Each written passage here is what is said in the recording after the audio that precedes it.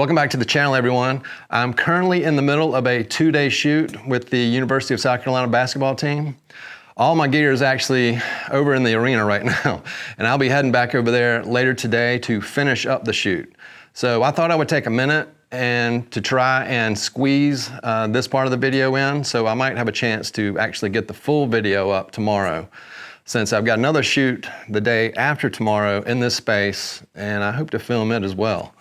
Anyway, my hope is when I get back over to the arena, I'll run you through the lighting setup. I'm gonna try to also find an angle to film the process of how I work with the players during the shoot. If it comes out okay, I might just let some of that run, so it would almost be like you were standing there while the shoot is actually taking place. No promises, because I'm set up in one of the tunnels leading out to the court, and it's kind of a strange shape, but if I can get a wide enough angle, it might just work. Also, I'm using the Canon R5 once again, and since this is probably the most extensive shoot with it that I've had thus far, I'll be able to give some more thoughts on working with this guy and hopefully some examples of the results. I can already say that coming from the Nikon and a DSLR, the two biggest differences with me getting used to this camera are the EVF, the electronic viewfinder, and the slight lag that it has when I'm running the high plus drive mode, and the zoom ring direction on this lens. I guess 20 plus years of working with a zoom that goes the opposite way of this one. It's still bugging me somewhat, but it's another reason I'm focusing on using this camera, just to get used to that, and the button layouts, which are almost opposite of what I'm used to as well. But I'm getting there slowly but surely. I guess you can teach old dogs new tricks here and there. And I've also got to get used to this guy finding focus so fast and automatically. It just almost feels like I'm cheating. But anyway, let me stop there so we can jump to the arena. Before we go, if you enjoy this content, please consider subscribing. It really helps me out in making these videos. And according to my analytics, about 80% of the people viewing these videos aren't subscribed. I just saw that stat, so I just thought I would just put that out there, because I do want to thank those of you who have subscribed and putting your faith in this channel. These past 6 to 7 months have been quite the journey. Okay, enough of this. Let's get over to the arena after we roll that intro.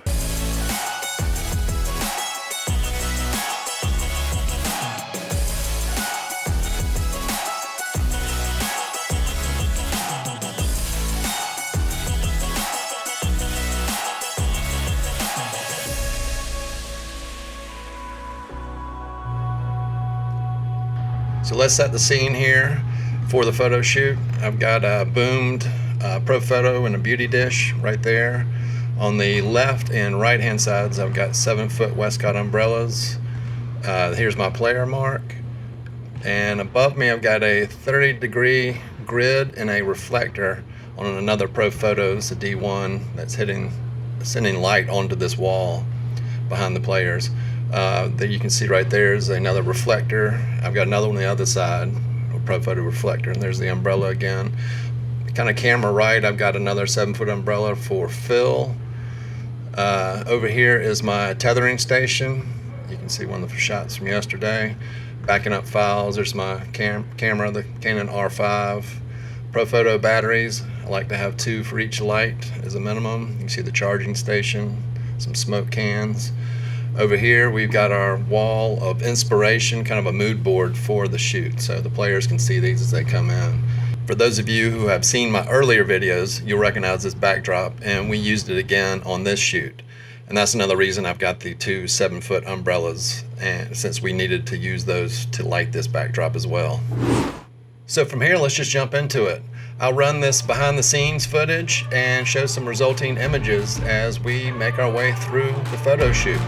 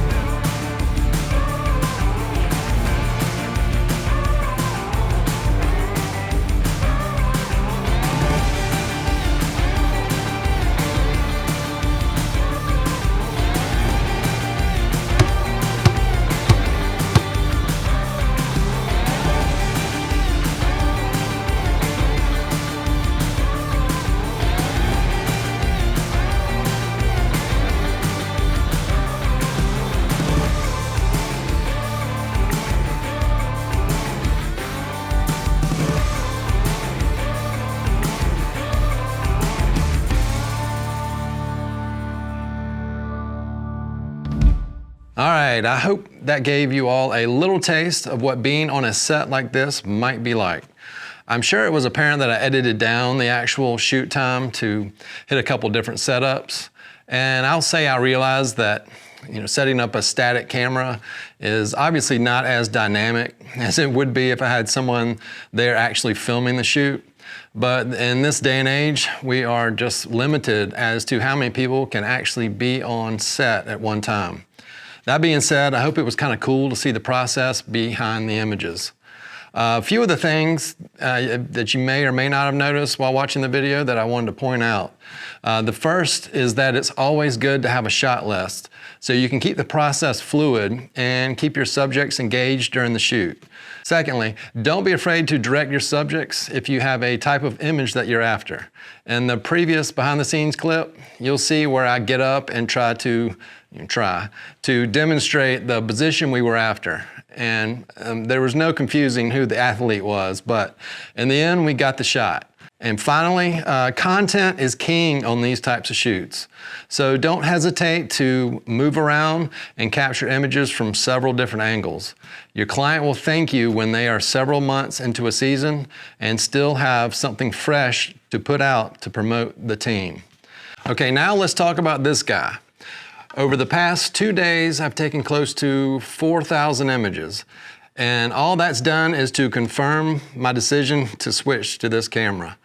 I haven't scrolled through all the images we captured over the past 2 days, but I have looked through a good many to make this video.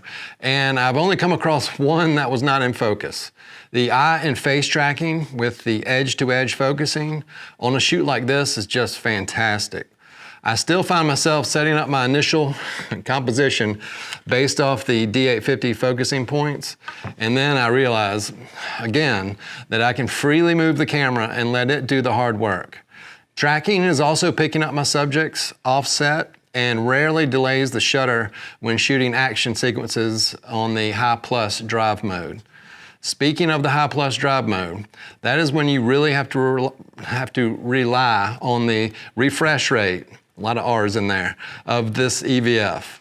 Yesterday, when I recorded the intro sequence for this video, I was halfway through the shoot, and I'll admit the EVF still took a bit for me to get used to in that higher drive mode.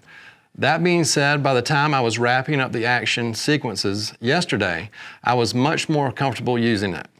The refresh rate is quick enough that it's not really that much different than using a DSLR with the mirror blackout you experience, doing the same thing. To me, it's just different. And as I just mentioned, the more I used it over the past 2 days, the more I got used to it. Now, I know you've seen several images throughout this video, and I just wanted to show more to demonstrate just how fantastic the sharpness is. Please know these images are only processed quickly through Camera Raw. When it comes to colors, I'm not sure how they render on your end, through YouTube and compression and all that kind of fun stuff. But here they look absolutely fantastic. And shooting tethered to my 5K iMac had everyone on set impressed as the images continued to come across. Battery life has been great.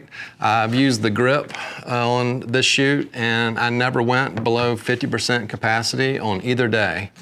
And I know I've mentioned some of this before, but the ergonomics are just great as well. And the camera, it just feels good in your hand. All in all, I couldn't be happier, and I'm looking forward to using this guy again on a shoot tomorrow. Okay, I think that about does it here for me on this one. If you like this type of thing, please let me know in the comments below. As I just mentioned, I've got another shoot tomorrow, so I might try and film it again. We'll see. Hit that thumbs up if you feel this is worthy. And once again, think about subscribing if you'd like to see more content like this in the future. I hope I can improve on the 80% of you who aren't subscribed. Hey, but you can also find me on social media at quantzphoto on Instagram and Twitter. Y'all, please stay safe and healthy out there, and I hope to be here in the next one.